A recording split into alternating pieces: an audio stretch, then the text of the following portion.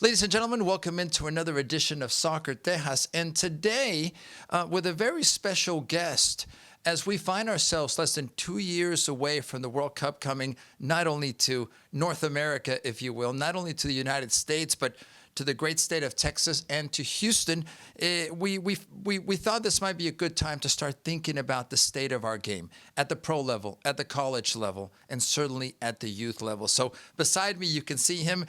If you know about soccer in Houston and South Texas, the gentleman next to me has done it all. He's currently the president of the South Texas Youth Soccer Association. We welcome in Mr. Charles Rotramel. First of all, Charles, good day. Thanks for being with us. How are you? I'm good, Alex. How are you? Thanks for having me. You're welcome. It's a pleasure to speak with you. We were just reminiscing a little bit about how some of us have been around for a while. Charles, just a little bit of background. You've been around the sport of soccer in Houston. Can I say it, for decades? Yeah, I mean, I'm a native Houstonian, and I went to Rice, which is where this photo behind me was taken, and got involved in soccer through my youth work. Professionally, I run a youth serving organization and have found soccer to be the best intervention tool that I've ever had in my career. And so have been around soccer for many, many years, both as a coach and as an administrator. And Charles, I'm still coaching. You're coaching with Revision, the club that you're heading up, and you've done a remarkable job there. It's almost 2026, less than 2 years, the World Cup coming. You remember the last World Cup that came to our state in 1990. And I remember going to the Cotton Bowl, by the way, to watch matches. That was as close as we could go, at least from Houston. And it was life-changing for me, certainly was, right? As we get close to hosting again, meaning the state of Texas and Houston, where do you find the state of soccer? And relative maybe to the youth side, Charles, I know I'll say this from my perspective, and for full disclosure, I'm the head of SG1 Soccer Club. I've been involved in soccer at different levels in different ways for many years. It's shaped who I am. But Charles, where do you think we are today, certainly on the youth side in Houston and South Texas? Well, let me talk about it from the South Texas perspective, right? So South Texas Youth Soccer Association has been around since the 70s. We endured a split about 10 years ago. So South Texas Youth Soccer Association used to encompass all of youth soccer, and then now there's several organizations in addition to South Texas, but we remain the largest. And what's exciting on our front is that our numbers are consistently growing. They're growing in Houston, they're growing in Austin, they're growing in San Antonio, they're growing in the Valley. And so we are today sitting at just under 100,000 players in South Texas, which is the largest number that we've had since the split. In fact, so we built back up to the numbers that we had in the year of the split. And we anticipate continued growth. And what we've been trying to do in South Texas is really reduce barriers to people playing soccer at every level, all the way from the recreational level to the Division I level. And we've seen some success across the board in that growth. So we're really excited about where things are headed. More kids are interested in soccer here locally than ever before. This is not, by the way, a national trend. A lot of youth sports are declining, and that includes youth soccer in certain places in the country, but certainly in Texas or at least in South. I'll speak for South Texas because that's what I know about. And South Texas basically includes everything except Waco and Dallas. We even include El Paso, where our numbers are also growing. So things are going well. Charles, you talk about the split. I call it a schism, and I say that from my perspective because it really was a change from the way things were being done, to a new way of, I guess, under the U.S. Soccer Federation, I'm going to use this word, finding ways to be creative about how to run the sport. there's different motivators, and I think there are genuine motivators for some leagues, clubs, because they want the good of the game. But this has also become a very big business. Youth sports in general, Charles, have become a big business. How do we balance that? How do we find a way to continue to create programs that are accessible for families, regardless of whether they're going to turn pro or not, and also finding a way to balance the business? And we can maybe get into the pay-to-play model, and we, again, back to full disclosure, of clubs are criticized for that. But where's the U.S. Soccer Federation, Charles, relative to the needs we all have for fields, for coaches, for organizations? So a broad question there that you can take wherever you need to. But how do we begin maybe the process of evaluating how we got to the split, and what we can do maybe to change it? Well, Alex, that's a super timely question because the U.S. Soccer Federation less than a year ago began an ecosystem review where they hired an entire team of people to go around the country and really study all aspects of the game, from recreational to professional, and really to evaluate where we are and what needs improvement. And we've seen some preliminary findings from that work. And some of the things that you're talking about are coming up, right? I mean, the split, the fragmentation of the youth soccer space is not advantageous for U.S. soccer, right? Because there are competing leagues, and it's very difficult for players and parents to figure out where the right place for them to play is, because everybody says they've got the best league, and everybody says that their league is going to lead you to a professional path or a college path. Right. And you know, it creates a lot of confusion and a lot of unnecessary competition, I think. And so part of that ecosystem review includes a reunification subcommittee. And so there are active discussions between some of well, at least the three largest organizations, the three largest being U.S. Youth Soccer, which is the largest, U.S. Club Soccer, and AYSO. Mm-hmm. So those three are in active talks with the Federation. And we're hearing that those talks are starting to get some traction. So I don't want to make any predictions that everybody will get back together and play under the same umbrella, but I know that there are proposals that are actively being discussed. I've heard about some of those proposals that I find really interesting, and I'm relatively hopeful about that. I think you know, it's challenging because it's possible to have different goals for different clubs and different organizations, Sure. right? And that's fine, and they're compatible with one another. So one model can be to have a very high performing and very expensive soccer training model, and another can be a low cost model that's funded different ways, right? And then you've got the recreational players who aren't interested in any of that. So I think there's room for everything in our game. The challenge has got to be that we cannot see ourselves as competitors against each other. We've really got to begin to work together for the betterment of the sport in this country. Charles, I don't want to put you on the spot. Let's talk a little bit about South Texas and the Houston area. You and I were literally just talking before we started the interview how we've been around this city since the 80s, we'll put it that way. And for some of the young kids, yes, that was last century. But Houston is a strange market in the sense that getting together has always been difficult.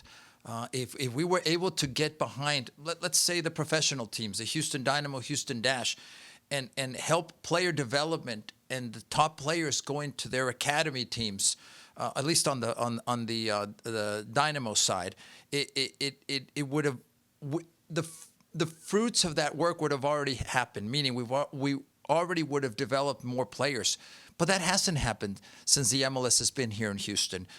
There's so many fragmentations to our soccer environment in Houston. I don't want to say it's impossible, but it's certainly a tough task. What is the first step? Is it revisiting the past? And I don't mean that in a negative way to call out all the negative, or is it to forget about the past, Charles, and say, you know what? Let's reset as of X moment. Does that make sense? Right, it does, and I think the Dynamo Academy is trying to do that. I think under Tony Vigil's leadership, I think they are trying to do a reset. So I attended a meeting, and maybe you were there too, at the Dynamo when they were introducing the new leadership. And they did talk about their mistakes of the past. They did talk about some critical strategic errors that the Dynamo made that really turned the youth soccer clubs off of them, and really drove a wedge between the professional club and the youth space. And I think they're really trying to make an effort to change that. It's very difficult in Houston, and part of that is because of how big Houston is, right? I mean, it's with the Dynamo Academy trains at Houston Sports Park, Right. Which is near NRG Stadium. But let's say we have players that live in the Woodlands, or let's say we have players that live in Galveston, or we have players that live in Cypress. I mean, it can be 90 minutes to get there. It can be 2 hours to get there. And so how is that physically going to happen in a city as large as Houston? We've had this problem. We've had players recruited into the Dynamo Academy, but they had no way to get there. Yeah. And they don't have a residential program like some MLS clubs do.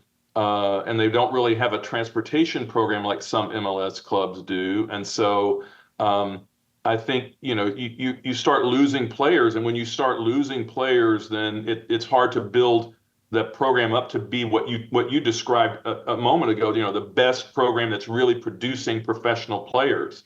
And I think they're really making an effort now to improve on those failings of the past, but there remain challenges. With us here on Soccer Tejas, Mr. Charles Rotramel, the president of the South Texas Youth Soccer Association. Charles, it's great to have you with us. Charles, you've dealt with the politics of this business. What insight can you share into the chore it is to getting us all together? We all have different interests at times. We all believe that we are doing the right thing for the sport. And I think what it comes down to in many ways is leadership. And I don't want to be critical of the U.S. Soccer Federation. They have a huge package to deal with the way the sport has continued to grow in the United States. But talk to us about some of these challenges, Charles, because, again, MLS comes in, they have an idea. There's other clubs that come in and want to compete, and they have their own idea about what this should be. And now, Charles, this is, I think, a reality. You know this. There are now players that play under multiple associations or organizations, under different clubs, and are literally playing in 2 or 3 clubs simultaneously. And on top of that, there's a whole tournament ecosystem that allows players to independently play. So where is our organization? It seems like the Wild West at times, Charles. Is that even a fair, maybe a fair painting of our landscape? I think it is, and I think I've had some candid conversations with the Federation on this topic before. I think if we look back in history, 10 years ago, could they have taken stronger action to prevent this schism, as you call it, and to create some more leadership? Maybe. I certainly wish they would have, because I think now you've created the situation that you're describing where everybody's in competition with everybody else, and players are sort of free agents, and they can play and do whatever they want to, and sometimes they don't even tell Club A that they're playing for Club B. Like we don't always even know, right? And I think further challenging that is you've got so many different perspectives on what this opportunity to play youth soccer represents, right? Is it a path to college? Is it a path to pro? Is it really just, like I see it, a youth development tool, to really develop excellent young men and women? Is it something else? Is it a money-making opportunity? There's no unified goal. There's no unified pathway forward for the players, or even for clubs, right? There isn't a single way to do this. And so because of that, you have people doing it, 10 different ways, 100 different ways. And it's, again, there's so much confusion in the marketplace because of that. I'm hopeful that out of this ecosystem review, the Federation will recognize that it needs to take a stronger role in really almost regulating aspects of the game, and presenting a pathway forward for players, clubs, and coaches. Charles, I'm going to complicate the regulation, and I like that word. Literally today, I'm seeing a signing of a 17-year-old player for the Houston Dash professional team. This player, Zoe Matthews, she's amazing. She had committed to go to LSU. This is an amazing story. I'm proud of this player, and I want to wish her the best of luck. The reality in the world I live in now is that we're going to see more 15-year-olds now thinking about professional contracts and foregoing college, foregoing a pathway that makes sense beyond the professionalism. Professionalism, and this is Alex Parra talking, is not for everyone. Charles, you know this. The 1% maybe get to have those opportunities, play Div 1, and then go on to professional.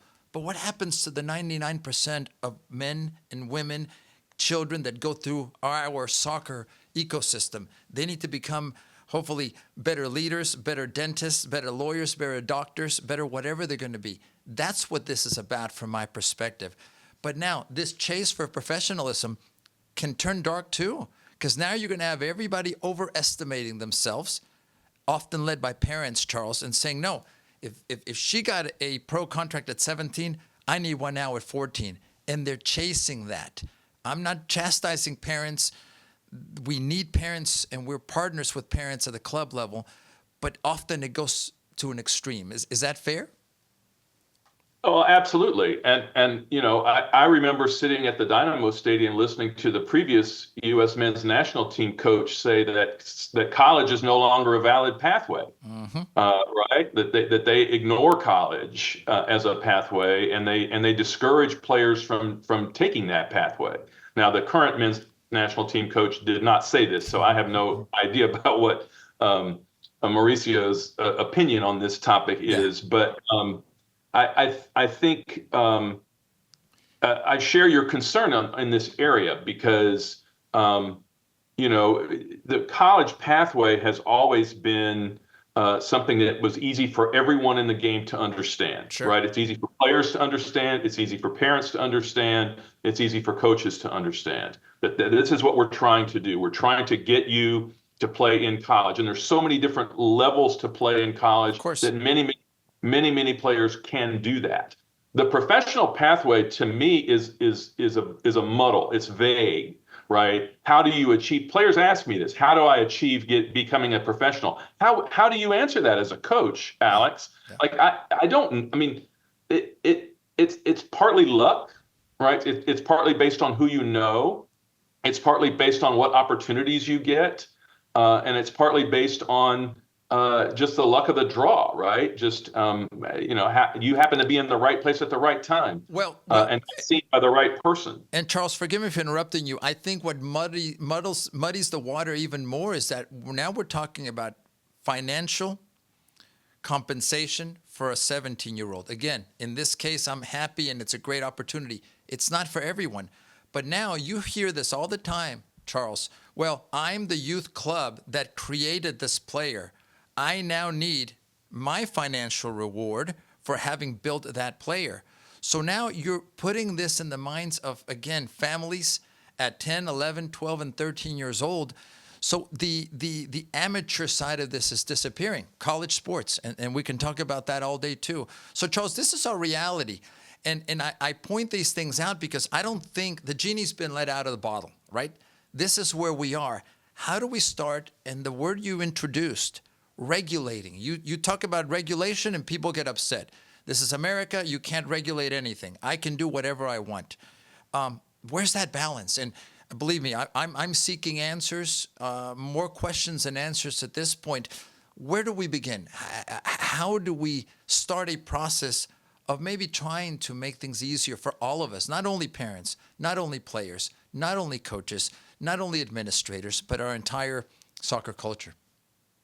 Right. And I think just adding to your list of questions there, I think another question is, how do we unify a pathway forward to the professional game, right? Because there needs to be an answer to that. There needs to be, how do you become a professional player? There needs to be an answer to that. I, as a coach, I, as an administrator, need to be able to answer that question. And so is that, to have that run through a single platform? Does that run through MLS? Does that run through MLS Next Pro? Does that run through some other pathway that I'm not going to name? I don't know. But it does seem to me that there needs to be more prescriptive description of how players achieve their goals, right? And playing professionally, as you said, is less than 1%. I mean, it's a fraction of 1%, right? If we have 100,000 players in South Texas, we may produce one, or well, we did, Ricardo Pepe, right? That's right. Yeah, that's right. We did in El Paso. But that and not to say that we won't produce more, but that's not the majority's experience. The majority's experience is something different. And so, I think there's what would be very helpful from where I sit in the youth space is to have some guardrails built in so that clubs, coaches, players, and parents understand, like, here is the pathway. Here is, if you want to play at the highest level, here is the pathway. If you want to go to college, here is the pathway. If you just want to play recreationally, there's nothing wrong with that. Here is the pathway. And to show the value in all of those things, right? Because each of those has value, and each of those has a different value, right? For a first generation college student, that can change the whole trajectory of the future generations of their family. Absolutely.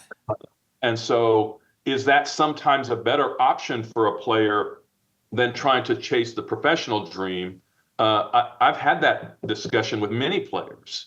And sometimes it is, sometimes it isn't, right? Sometimes, trying to be pro will be the best thing for them and their family, but not always. Right? Not always. Not always. And in fairness, I think every family deserves the opportunity to make those choices for themselves, right? I think we can never get to a point where it's so prescribed that people don't have a choice. And I think that's that balance.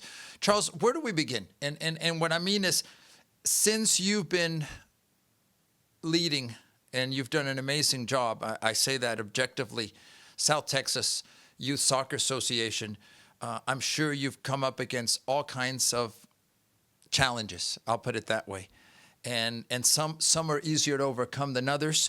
But where do we go? Is it part of this, just a conversation? So we're all talking, trying to getting in a room together with the different players. Is that even possible today, Charles?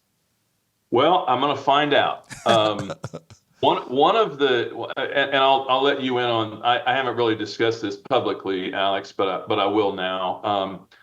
Part of the challenge that we're seeing in Houston is a crisis of field availability, and many urban areas are seeing this around the country, but we are really feeling it hard in Houston. There are clubs that call me every week saying, I can't find field space, I can't practice. I'm practicing 60 miles away from where my players live because I can't find field space. This is something that has to be addressed. And so I'm going to be convening a work group, and we're going to be meeting at the Dynamo facility. I'm going to be convening a work group to discuss this and to try to work with, hopefully, city and county officials and school districts to try to get them to see the importance of this moment in the life of Houston with the World Cup coming and what that can mean. But we've got to be poised to take advantage of that opportunity. And if we have clubs and players that don't have a place to play, especially in the inner city, then we've really got to address that problem. And so I'm gonna call together a group across platforms to try to put them in the same room and begin to discuss this. And I know there's a lot of personality issues that'll be, we'll have to put all that to bed, hopefully, because there's a lot of tension Sure. in the atmosphere when you start talking to different players and maybe different coaches and different administrators across different platforms. But I think that's where it starts, Alex. I mean, I think we have to sit down and talk about the issues that are of critical importance.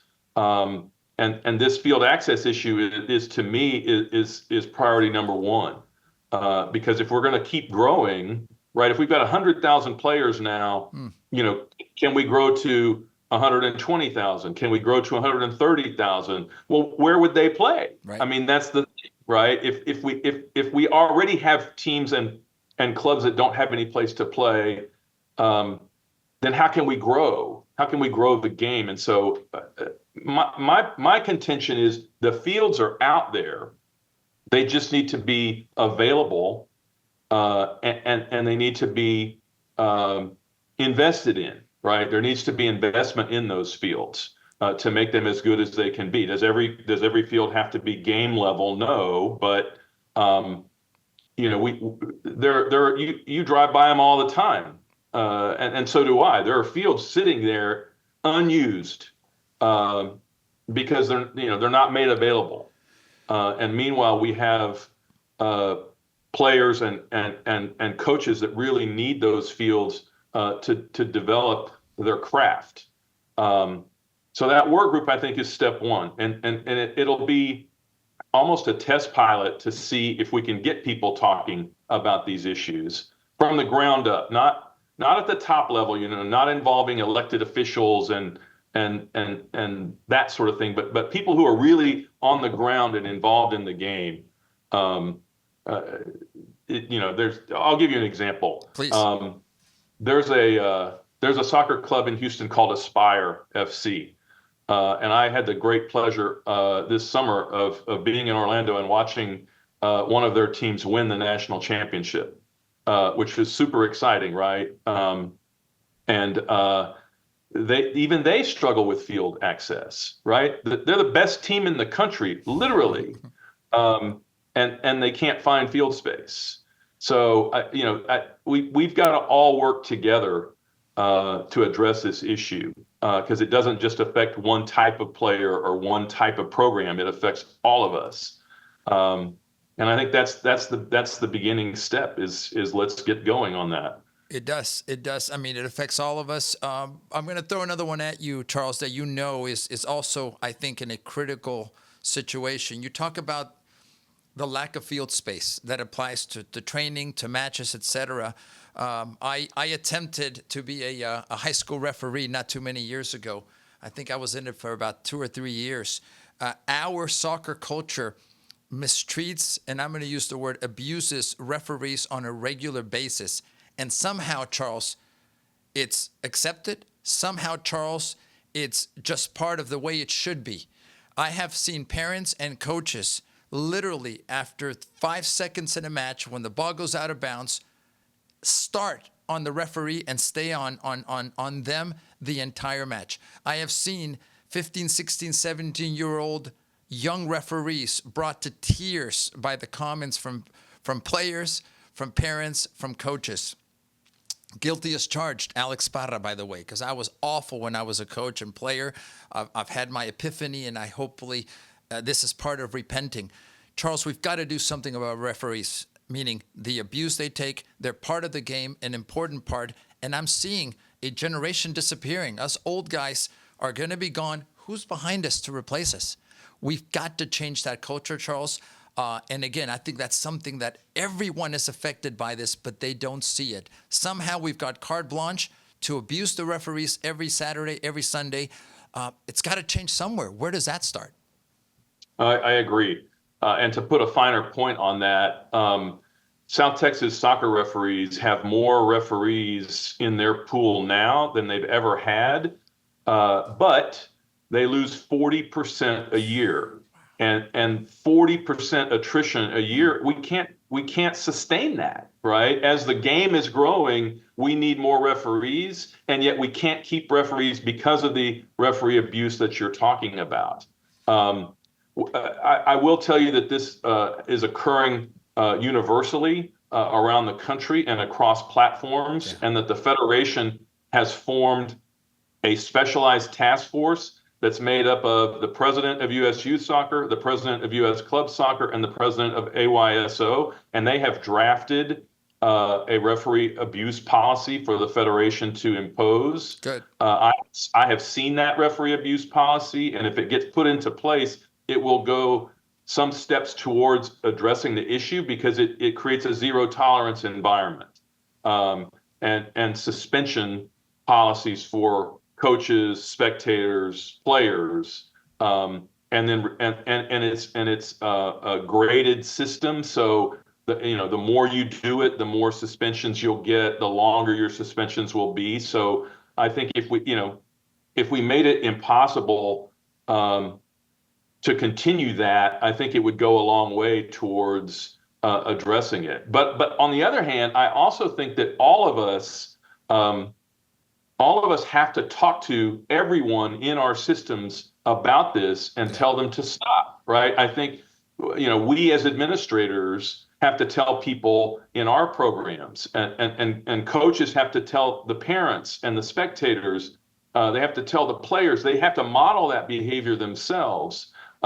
Somehow it has become a part of our game to have a griping, sometimes even vulgar relationship with the referee, and it's unacceptable. I was at a game this year where the abuse from one of the coaches was so bad that a referee quit in the middle of the game. Wow. Just walked out, and never came back. I mean, he walked away from refereeing in the middle of a game. And why would you under those circumstances, right? So I think we have to be empathetic to the refs, the work they're doing, the importance of it, and it's incumbent on all of us, Charles, without a doubt. One more big topic, Charles, and I live this at the club level, I live this at the referee level, at the administrator level, the coaching level. Parents and parents want the best for their children. We all do. We maybe sometimes want too much for our children.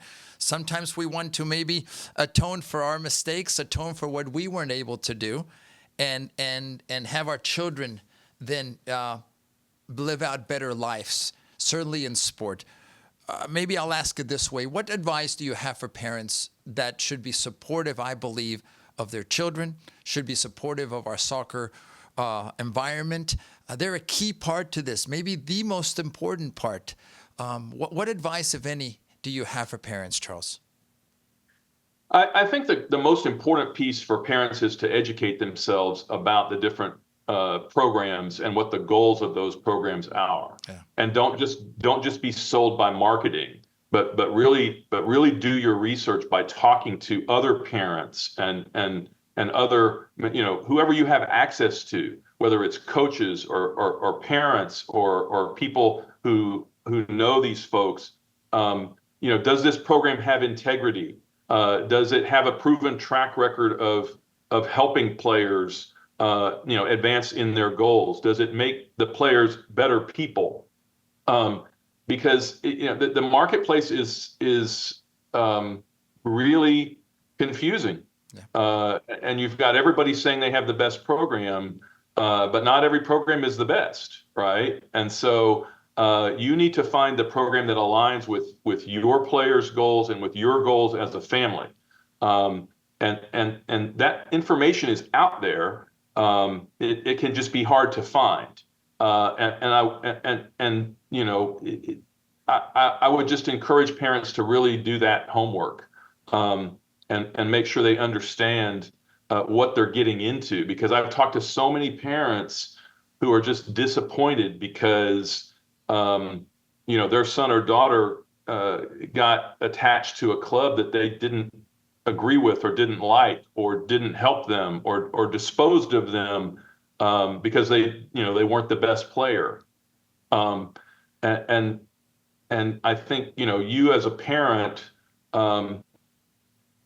you can really do the best to support your player by helping them get into a club that aligns with what you and your player want to achieve.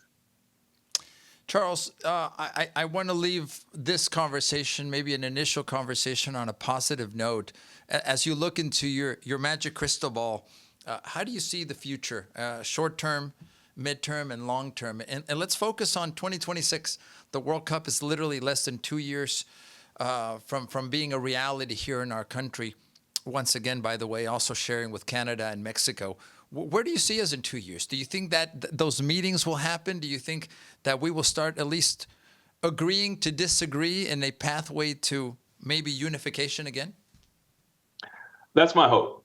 That's absolutely my hope, is that we can see a unified way forward, and that we can all work together for the betterment of the sport in the United States. I think the possibility absolutely exists, and the fact that all these groups are at the table talking, and seemingly getting along, from the meetings that I've been a part of, and generally agreeing with each other on what matters, what doesn't matter, all those kinds of things. So I think the possibility is there. I think it's within our grasp to see that happen. And then if that happens, then I think it's incumbent on all the rest of us to join in that, right? And not fight against it or poo-poo it and say, that's not the best thing to do. Because I think we're seeing in this Wild West environment, as you called it, that we are not in the best soccer environment that we could have now. We absolutely are not. And I think we could have a better environment. And I think if we just all see each other as partners in the larger goal, right? I'm not saying that, this isn't kumbaya and we're all going to, hug each other every minute of the day. But I think our larger goal, all of us, is to grow the game of soccer and to create the opportunity to be a part of the game that we all love so much and have gotten so much from the game, to have more people be a part of that game. And if that's our goal, then I think if we can put aside our petty differences and move forward to that goal, then I think there's plenty of work for everybody to do, right? Because they always talk about the soccer pyramid, and the base of the pyramid is the biggest part of it, which is the recreational game, right? And there's absolutely nothing wrong with that. And then just above the recreational game, is the competitive level, and there's plenty of space for everybody to operate there, right? And then above that is the pre-professional, and then you've got the professional. And so within that pyramid, I think we all have room to move and grow. We just need a better framework to be able to work together. I'll leave you with one more, and again, I hope you can come back and we can pick up on some of these things. What is the Federation's role in all of this, Charles? Often the Federation, as many of us see it, is this entity under FIFA that Alex Parra will say this is a corrupt organization. The U.S. Soccer Federation is concerned about the men's and women's national teams, and I understand that. I understand the competitive level, but they're also interested in TV contracts. They're also interested in sponsors. They're also interested in all these other things that never talk about our problem in Houston and in South Texas, which is unification. Having some kind of guidelines to follow versus, guys, go ahead and just take care of everything. And by the way, I'm going to say this in a very cynical way. Every time you register those players, please remember a chunk of that's coming up to us. Is that their priority? Some of us don't see the federation at this level, Charles. Is that a fair criticism of our federation? Is it time for another federation? I've heard people say, you know what? If they're not going to let us, the federation, let us do this, we'll find someone that will. I mean, it's literally a Civil War type mentality. Right. I think there have been challenges in the past. And I know that this version of the Federation has seen those challenges. And I think that's why they've started that ecosystem review that I mentioned earlier. And what my hope is that we're at the beginning of a wave of change. And that wave of change is symbolized, I think, by the election of a new vice president this year of the Federation, Nathan Crenier Goldberg, who's from South Texas, by the way. He played in South Texas. You should have him on your show. And he's a young man who grew up in the game and was most recently the general manager of Gotham FC when they won the NWSL title. Yeah. And so he represents change, right? And he won a resounding victory. I was in the room when he won that election, and it was sort of an underdog campaign that he ran, but it was a campaign based on change. We've got to change. Yeah. And we've got to be more responsive, and we've got to be more far-thinking, and we've got to be thinking less about the narrow segment of the national teams and really more about the global game. And he won a resounding victory. And so I'm hopeful that represents, the tip of a spear that will help sweep change into the Federation. We need strong leadership at this moment from the Federation. We absolutely do. And I think they know that. I think they see that. And I'm cautiously optimistic that we're going to get there as the World Cup begins to unfold, because a lot of the cities in the United States are also needing this to be a really big moment, right? And so I'm hopeful that the leadership of the Federation and their new priorities will really encompass the youth game. And Charles, as any good time to start, maybe this World Cup can really unite us and have lasting positive effects that go beyond what happens in 2026. Charles, thank you for your time. Thank you for your service to our soccer community. I know you do a lot of this, by the way, without compensation, which is a topic to me for another time, because with all the competing entities that are being compensated, I think maybe volunteers like yourself should go beyond just altruism to, look, this is reasonable compensation. But that's another topic for another day.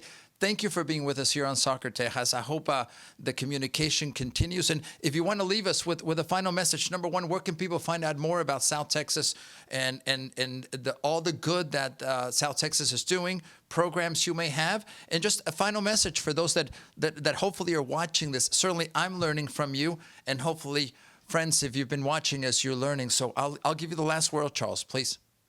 Yeah, please go visit our website at stxsoccer.org, stxsoccer.org. That's where you'll find all the information about our clubs, our leagues, and ways that you can get involved with South Texas. It's a vibrant time for us in South Texas. Things are going really well, and we're really starting to see that growth that I talked about earlier. So we would love to have anyone be a part of it, either as a player, as a parent, as a volunteer. We'd love for anybody to get involved. You can also reach me on the website if you go under the board, and you'll see ways to reach me as well. So I'd love to hear from anybody that has any comments or questions. But but join in the game. You know, this is the time. This is the time leading up to the World Cup. You know, join in now, so we can all be a part of it together when those exciting games are happening here, and in the aftermath, when hopefully we see the growth in the game. Exactly. Charles Rotramel, president of STYSA, we really appreciate your time, sir. Thank you for all you do, and hopefully we'll be talking soon. Charles, thank you. Hey, thanks for having me on, Alex. I really enjoyed it.